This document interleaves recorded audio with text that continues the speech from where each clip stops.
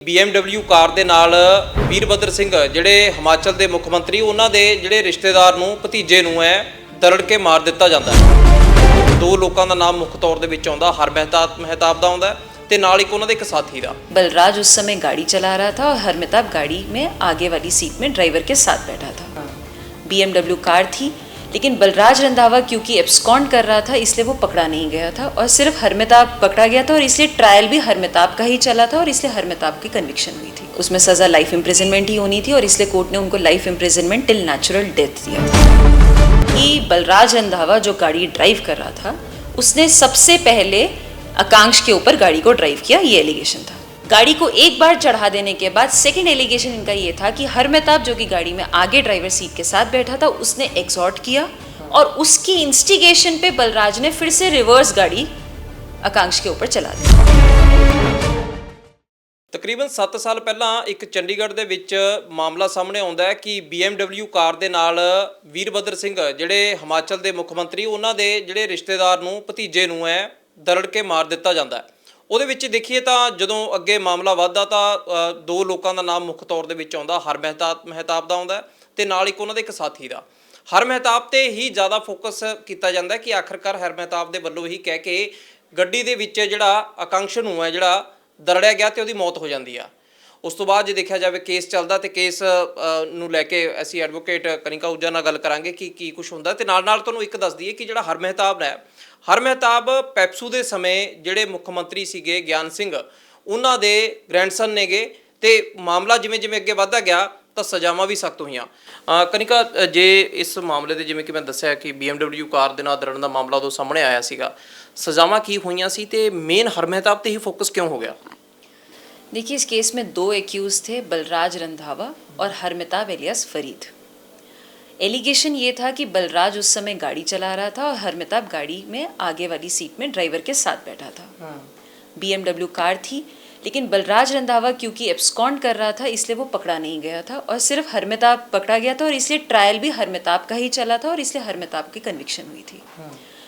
अब हमने कोर्ट में इसकी कन्विक्शन के अगेंस्ट अपील डाली थी, जिसके बाद कोर्ट ने अब कल इनको बेल ग्रांट किया है। ਮੇਨ ਜੇ ਦੇਖਿਆ ਜਾਵੇ ਜਦੋਂ ਇਹ ਸਜ਼ਾਵਾਂ ਹੁੰਦੀਆਂ ਨੇ, ਸਜ਼ਾਵਾਂ ਕੀ ਹੋਈ ਸੀਗੀ ਹਰ ਮਹਿਤਾਬ ਨੂੰ? ਕਿਉਂਕਿ ਬਲਰਾਜ ਨੂੰ ਤਾਂ ਪੀਓ ਡਿਕਲੇਅਰ ਕਰਤਾ ਸੀਗਾ ਤੇ ਹਰ ਮਹਿਤਾਬ ਨੂੰ ਸਜ਼ਾ ਕੀ ਹੋਈ ਸੀ ਇਸ ਪੂਰੇ ਮਾਮਲੇ 'ਚ? देखिए, जो एलिगेशन थे वो 302 मर्डर के थे, इसलिए ऑफ कोर्स उसमें सज़ा लाइफ इम्प्रिजनमेंट ही होनी थी और इसलिए कोर्ट ने उनको life imprisonment till natural death दिया था। लेकिन इसमें काफ़ी ऐसे आर्ग्यूबल पॉइंट्स थे जिसमें हमने कोर्ट से ये आर्ग्यूमेंट की थी कि हर मेहताब को एक स्केपगोट बनाया गया, उसका कोई भी रोल एंटायर अक्रेंस में सामने नहीं आ पाता है। There were several contradiction, discrepancies जो कंप्लेनेंट और विटनेसेस की गवाहियों में थी, जिसको हमने कोर्ट के सामने रखा। मेडिकल एविडेंस भी कॉरोबरेट नहीं करता था, जो कि मैं आपको आगे बताऊंगी, और इसीलिए कोर्ट ने इनको बेल दी है। ਜੇ ਦੇਖੀਏ ਕਿ ਜਿਹੜੀ ਡੈਥ ਜਦੋਂ ਹੁੰਦੀ ਹੈਗੀ, ਆਕਾਂਕਸ਼ ਦੀ ਡੈਥ ਹੁੰਦੀ ਆ, ਉਸ ਸਮੇਂ ਦੇ ਦੌਰਾਨ ਕਿਹਾ ਜਾਂਦਾ ਕਿ ਗੱਡੀ ਚੜਾਈ ਜਾਂਦੀ ਆ ਬਾਰ-ਬਾਰ, ਕਿਉਂਕਿ ਜਦੋਂ ਆਪਾਂ ਇੱਕ ਸਿੰਪਲੀ ਹਿੱਟ ਕਿਸੇ ਨੂੰ ਕਰਦੇ ਹਾਂ ਤਾਂ ਹੁੰਦਾ ਇਹ ਵੀ ਨੈਚੁਰਲ ਤੌਰ 'ਤੇ ਕਿਸੇ ਨਾਲ ਲੱਗ ਗਈ ਜਾਂ ਫਿਰ ਜੇ ਜਾਣਬੁੱਝ ਕੇ ਵੀ ਲਾਤੀ ਤਾਂ ਇੱਕ ਵਾਰ ਲੱਗ ਗਈ। ਕੀ ਇਹਦੇ ਮਾਮਲੇ ਵਿੱਚ ਇਹ ਵੀ ਸੀਗਾ ਕਿ ਬਾਰ-ਬਾਰ ਚੜਾ ਕੇ ਉਹਨੂੰ ਜਦ ਤੱਕ ਯਾਨੀ ਕਿ ਇੱਕ ਪਰਪਸ ਹੀ ਹੁੰਦਾ ਆਪਾਂ ਨੇ ਵੀ ਇਸ ਬੰਦੇ ਨੂੰ ਕਤਲ ਹੀ ਕਰਨਾ ਜਾਂ ਮਾਰਨਾ ਹੈਗਾ, ਇਸ ਤਰ੍ਹਾਂ ਦੇ ਸੀਗੇ ਕਿ ਇਹਦੇ ਵਿੱਚ ਪੁਲਿਸ ਦੇ ਵੱਲੋਂ ਰੱਖਿਆ ਗਿਆ? इसमें FIR जो रजिस्टर कराई गई थी वो आकांक्ष जो डिसीज़ है उसके कज़न ब्रदर अदाम की तरफ से ये FIR कराई गई थी और FIR में एलिगेशन ये था कि बलराज रंधावा जो गाड़ी ड्राइव कर रहा था उसने सबसे पहले आकांक्ष के ऊपर गाड़ी को ड्राइव किया, ये एलिगेशन था। गाड़ी को एक बार चढ़ा देने के बाद सेकंड एलिगेशन इनका ये था कि हर मेहताब जो कि गाड़ी में आगे ड्राइवर सीट के साथ बैठा था उसने एक्सॉर्ट किया और उसकी इंस्टिगेशन पे बलराज ने फिर से रिवर्स गाड़ी आकांक्ष के ऊपर चला दी। So there were 2 hits by the car according to the FIR allegations. Court में हमारा सबमिशन ये था कि ये जो FIR में एलिगेशन है they do not corroborate with the medical evidence. Postmortem में कोई भी क्रश इंजरी डिसीज़ के ऊपर नहीं फाउंड हुई थी।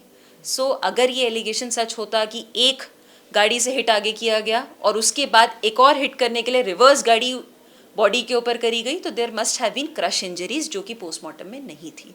और इसीलिए कोर्ट ने इसको एक डिबेटेबल इशू कहा कि ये एलिगेशन प्रूव नहीं होते, क्योंकि पोस्टमार्टम की इंजरीज इनके एलिगेशंस के साथ कॉरोबरेट नहीं कर रही थी, इसलिए कोर्ट में आकर इन्होंने अपना केस बदल दिया।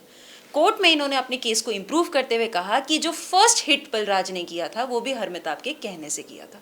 बिकॉज सेकेंड हिट की कोई इंजरीज नहीं थी, इसलिए फर्स्ट हिट के लिए भी उन्होंने हरमेताब के अगेंस्ट एलिगेशंस लगाए और फिर कोर्ट ने नीचे उनको कन्विक्ट किया। लेकिन ये इम्प्रूव्ड वर्जन, कॉन्ट्राडिक्शंस, डिस्क्रिपेंसीज ये हमने कोर्ट के सामने रखी, पोस्टमार्टम को रखा और जिसको कोर्ट ने नोट डाउन करते हुए इनको आज बेल दी है। ਇਹ ਜੇ ਦੇਖਿਆ ਜਾਵੇ ਜਿਹੜੀ ਗੱਲ ਤੁਸੀਂ ਕਹੀ ਕਿ ਆਖਰਕਾਰ ਜਦੋਂ ਇਹਨਾਂ ਨੂੰ ਪਹਿਲਾਂ ਜਿਹੜੇ ਕਿ ਉਮਰ ਕੈਦ ਸੁਣਾਈ ਜਾਂਦੀ ਆ, ਨੈਚੁਰਲ ਡੈਥ ਤੱਕ ਸੁਣਾਈ ਜਾਂਦੀ ਆ, ਉਸ ਸਮੇਂ ਦੇ ਦੌਰਾਨ ਜਿਹੜੀ ਪੁਲਿਸ ਦੀ ਜਿਹੜੀ स्टेटमेंट ਸੀ ਉਹ ਵੱਖਰੀ ਸੀ, ਹਾਈ ਕੋਰਟ ਆਉਂਦੇ ਹੁੰਦੇ ਵੱਖਰੀ ਹੋ ਗਈ, ਇਹ ਕਹਿ ਰਹੇ ਹੋ ਤੁਸੀਂ? नहीं, हाई कोर्ट में आके नहीं बदली है, उन्होंने नीचे ही केस बदला था। नीचे ही बदलता। देखिए, जब उनको नीचे एफआईआर में उन्होंने एक बात कह दी, जो बात उन्होंने एफआईआर में कही वो मेडिकल से प्रूव नहीं हो रही थी।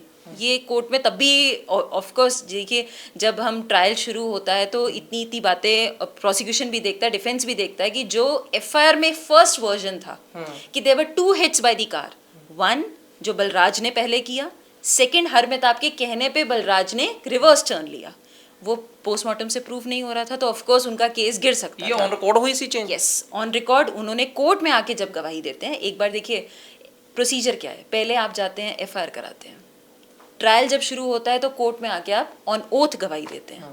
तो जब ट्रायल शुरू हुआ तो ओथ पे आके जब उन्होंने कोर्ट में ये गवाही दी तो उन्होंने अपनी गवाही को इम्प्रूव किया। वाई? बिकॉज उनके एफआईआर के एलिगेशंस पोस्टमार्टम से मैच नहीं हो रहे थे और इसके लिए उन्होंने इम्प्रूव करते हुए कहा कि जो पहला हिट किया गया वो भी हरमेताब के कहने से किया गया था। सो of course this was an after thought, सोच समझ कर बयान बदले गए थे और ये हमने कोर्ट के सामने आर्गूमेंट करी। कितना टाइम मैं मैनू हरमेताब नूं रहना पै जेल दे विच? देखिए, अभी इनको 4 साल 11 महीने अराउंड 25 दिन की कस्टडी हो गई थी जब अभी कोर्ट ने इनको बेल दी है। ਇਹਦੇ ਚ ਜੇ ਸਮਝੀਏ ਕਿ ਹਰਮੇਤਾਬ ਪੈਪਸੂ ਦੇ ਸਮੇਂ ਜਿਹੜੇ ਮੁੱਖ ਮੰਤਰੀ ਸੀਗੇ ਉਹਨਾਂ ਦੇ ਗ੍ਰੈਂਡਸਨ ਨੇ ਕਿ ਪੋਤੇ ਨੇ ਉਹਨਾਂ ਦੇ? हाँ जी, ये उनके पोते थे और जो डिसीज इस केस में है वो भी पॉलिटिकल कनेक्शंस थे, but that has no relevance with the case. See case जब आप क्रिमिनली एक केस को आर्ग्यू करते हैं तो आपको मेरिट्स पे आर्ग्यू करना है which has to be on the basis of evidence. Political intervention या political background makes no difference. ਬਿਲਕੁਲ, ਕਿਉਂਕਿ ਜਦੋਂ ਦੇਖਿਆ ਜਾਵੇ ਜਦੋਂ ਕਿਸੇ ਇਨਸਾਨ ਦੀ ਜਾਨ ਜਾਂਦੀ ਹੈ ਤਾਂ ਉਦੋਂ ਉਹ ਨਹੀਂ ਇਹ ਦੇਖਿਆ ਜਾਂਦਾ ਜੇਕਰ ਕਿ ਇਸ ਤਰ੍ਹਾਂ ਦਾ ਕੋਈ ਇਨਸੀਡੈਂਟ ਹੁੰਦਾ ਕਿ ਆਖਰਕਾਰ ਉਹ ਕਿਹਦੇ ਨਾਲ ਜੁੜੇ ਹੋਏ ਨੇ, ਇਸ ਕਰਕੇ ਖੈਰ ਉਹਦੀ ਮੌਤ ਹੋਊਗੀ ਜਾਂ ਨਹੀਂ ਹੋਊਗੀ। ਕਿਉਂਕਿ ਜਦੋਂ ਮਾਮਲਾ ਕੋਰਟ ਦੇ ਵਿੱਚ ਜਾਂਦਾ ਜਾਂ ਕਹੀਏ ਕਿ ਜਦੋਂ ਇਸ ਤਰ੍ਹਾਂ ਦੇ ਕੋਈ ਵਾਰਦਾਤ ਹੋ ਜਾਂਦੀ ਆ ਤਾਂ ਉਸ ਤੋਂ ਬਾਅਦ ਇਹ ਆ ਜਾਂਦੇ ਕਿ ਫੈਕਟ ਕੀ ਕਹਿੰਦੇ ਨੇ, ਕਿਉਂਕਿ ਫੈਕਟ ਹੀ ਬੰਦੇ ਨੂੰ ਬਚਾਉਂਦੇ ਨੇ ਤੇ ਫਿਰ ਫਸਾਉਂਦੇ ਵੀ ਹੋਈ ਨੇ। ਖੈਰ ਇਸ ਪੂਰੇ ਮਾਮਲੇ 'ਚ ਦੇਖਿਆ ਜਾਵੇ ਤਾਂ ਕਿਉਂਕਿ ਇਹ ਮਾਮਲਾ ਬਹੁਤ ਜ਼ਿਆਦਾ ਉਸ ਸਮੇਂ ਇਸ ਲਈ ਵੀ ਉਛਰਿਆ ਸੀ ਕਿ ਵੀਰਭੱਦਰ ਦੇ ਭਤੀਜੇ ਦੇ ਨਾਲ ਜੁੜਿਆ ਹੋਇਆ ਸੀਗਾ। ਦੂਜੇ ਪਾਸੇ ਦੇਖਿਆ ਜਾਵੇ ਤਾਂ ਹਰਮੇਤਾਬ ਇਸ ਲਈ ਫੋਕਸ ਹੋ ਗਏ ਕਿਉਂਕਿ ਜਿਹੜਾ ਨਾਲ ਵਾਲਾ ਆਰੋਪੀ ਸੀਗਾ ਉਹ ਆਖਰਕਾਰ ਪੁਲਿਸ ਦੀ ਗ੍ਰਿਫਤ 'ਚ ਕਦੇ ਆਇਆ ਹੀ ਨਹੀਂਗਾ। ਪਰ ਆਖਰਕਾਰ ਇਹ ਸਮਝਣ ਵਾਲੀ ਗੱਲ ਹੈ ਕਿ ਉਰੇ ਤਾਂ ਵਕੀਲਾਂ ਨੇ ਕੋਸ਼ਿਸ਼ ਕਰਕੇ ਇਹ ਸਾਰੀ ਚੀਜ਼ਾਂ ਨੂੰ ਫੈਕਟ ਨੂੰ ਦੇਖਦੇ ਹੋਏ ਹਰਮੇਤਾਬ ਅੱਜ ਰਿਲੀਜ਼ ਹੋ ਗਏ ਨੇਗੇ। ਪਰ ਜੇ ਦੇਖਿਆ ਜਾਵੇ ਜੇ ਕੋਈ ਇਸੇ ਜਗ੍ਹਾ ਤੇ ਆਮ ਕੋਈ ਇਨਸਾਨ ਹੁੰਦਾ, ਜੇ ਪੁਲਿਸ ਨੇ ਇਸ ਤਰ੍ਹਾਂ ਦਾ ਰਿਕਾਰਡ ਬਣਾਤਾ ਹੁੰਦਾ ਤਾਂ ਆਖਰਕਾਰ ਪਰੇਸ਼ਾਨੀ ਕੀ ਹੋਣੀ ਸੀ ਕਿ 27 ਉਮਰ ਉਹਨੂੰ ਜੇਲ੍ਹ ਦੇ ਵਿੱਚ ਗੁਜ਼ਾਰਨੀ ਪੈਂਦੀ। ਖੈਰ ਕਈ ਵਾਰ ਸਿਸਟਮ ਦੇ ਵਿੱਚ ਜਦੋਂ ਚੀਜ਼ਾਂ ਆਉਂਦੀਆਂ ਨੇ ਸਾਹਮਣੇ ਤਾਂ ਫਿਰ ਬਾਅਦ 'ਚ ਕਿੰਤੂ ਪਰੰਤੂ ਹੋਣ ਲੱਗ ਜਾਂਦਾ।